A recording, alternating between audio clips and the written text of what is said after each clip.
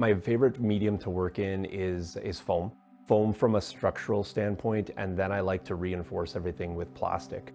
3D printing is really big in the world of models and amateur hobbyists for sure. But I don't actually own any 3D printers. These are my 3D printers. I really like to make original pieces. It's not that I don't use some greebles and bits and 3D parts that I can purchase or get produced, but typically most of my stuff is hand built and scratch built. And the reason I exist is because I want to make original pieces. And that's why I'm able to kind of still exist in a world that is very heavily dominated by 3D printing, resin printing. So foam and plastics are my favorite. And when I say plastics, it's just plastic sheets or plastic rods that I cut and manipulate into other objects. And there's lots of examples around the studio. The wall behind me is actually entirely made out of insulation foam as well. So foam is a great medium because you can really sculpt and shape it.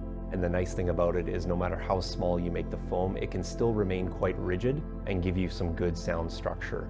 Relatively cheap in terms of you can purchase it in large bulk, and you can go a long way when you're building a miniature with a sheet of foam. So those are my two favorite mediums to work in. Obviously, those don't translate well to landscapes. They do help you to build a substructure, but when you're trying to build things like a landscape or rolling hills, etc., you got to work into some of your sands and ballast. And the nice thing about a lot of the natural elements is that you can find them and get them in nature.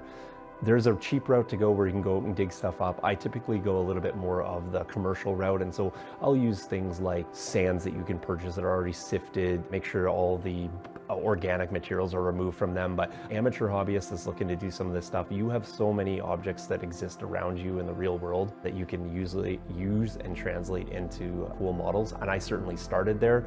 Just now that I'm doing production stuff, I have to be a little bit more careful with what I'm shipping across the border, etc. So there's obviously reasons that I've moved away from those. But substrates are one of the challenges and also one of the fun bits. It's a creative exercise for your mind to find the best thing to use to make something else, and that's part of the process. I have a hard time walking around anywhere in any store and not trying to visualize what I can use something for.